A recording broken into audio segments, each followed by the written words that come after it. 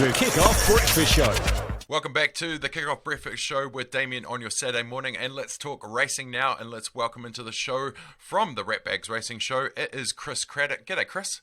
Hi, Damian. How are you? I can report that I'm well, and another busy week, and lots of things happening in harness racing and racing in general. As I told you last week, the Kapiti Express and Buller Whitebait have both gone back into full training work with Doug Gale out there from Bull. So I'm not feeding them in the paddock, but I'm feeding the little yearling, raging whitebait. I'd love to see that coming up the Buller River. It hasn't been let off scot-free with looking after the horses. That's locally. I guess the big news that happened during the week, if people had missed it, was Rita, which is basically TAB. That's the body which runs racing in the country. Unfortunately, they couldn't hold out as long as they could without racing, so there's been 230 redundancies, which is a real shame. So that was announced during the week, and there's going to be a scaled down TAB, and that's basically been because we just haven't been able to have racing in levels 4 and kicking off in level 3.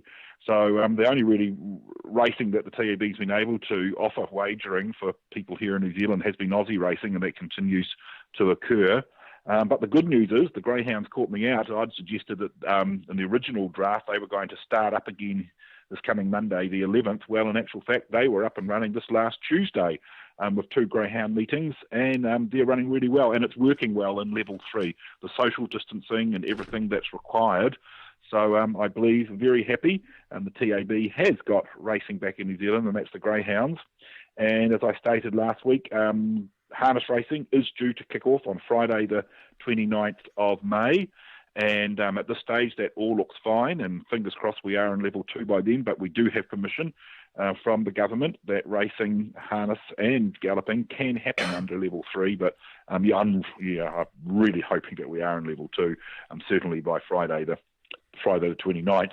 And there's even been some suggestion that that could even be brought forward a week and possibly throw in some harness racings with a greyhound meeting somewhere, just as I've seen some information just in the last couple of days from Thoroughbred Racing New Zealand as well, who have published that they were going to start on the 3rd of July, but they're surveying all the trainers in the country, and that's of the thoroughbreds, the gallopers, and there's again a distinct possibility that they could be kicking off in the end of June rather than that date of the 3rd of July. So, it isn't that far away.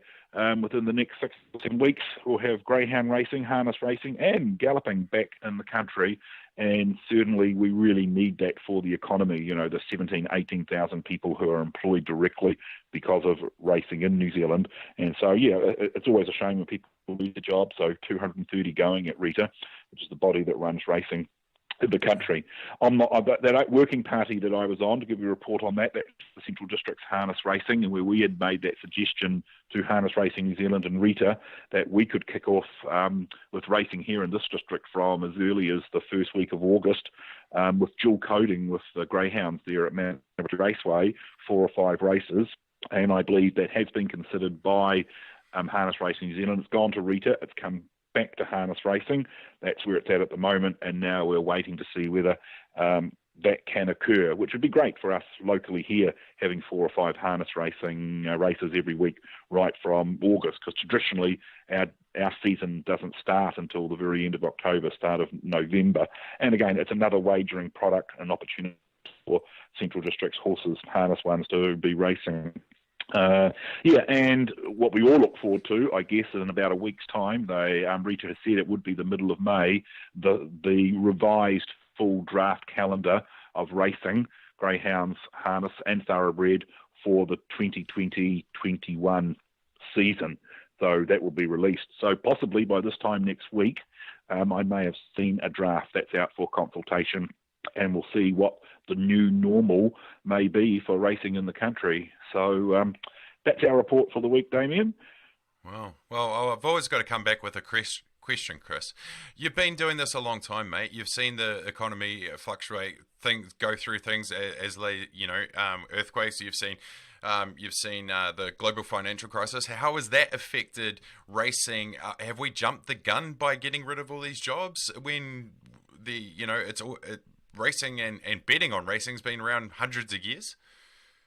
Well, certainly prior to COVID, they were already looking at a total restructuring of RETA, and in actual fact, that RETA actually stands for a transitional industry anyway from the old TAB. There was a major act of parliament that was supposed to go through in July with a total restructure of the industry anyway. So well, I don't want to say it was inevitable, but it was definitely on the cards that there was a major restructuring coming, and COVID has pushed it there.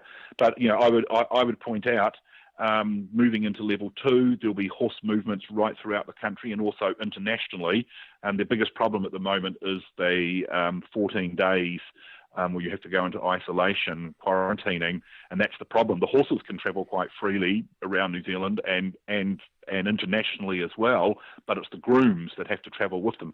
Obviously, they need them for the safety of the horses when they're on the flights, and the problem is those grooms have to then quarantine in the country that they've gone into. So say it's a horse popping over to Australia for a fortnight, and then when they come back, they've got to quarantine for a fortnight here in New Zealand. So you add a month, and the cost associated with that, with exporting a horse. But there is still a very strong international demand market, particularly for harness horses in Australia and also the United States. And I believe there's actually upwards of a plane load ready to go as soon as they get the all clear, and when we move into level 2.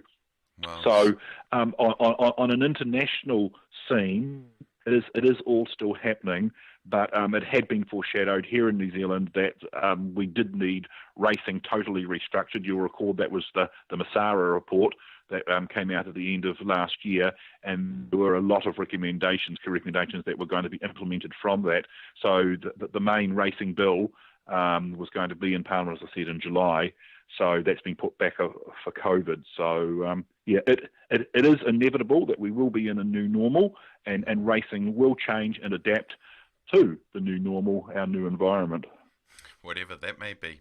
Well, Chris, I always appreciate your time to give the listeners the updates on the longest running racing radio show in history. So thank you, mate. Go well. Look after yourself. Hopefully not too many 15-day weeks for you coming up.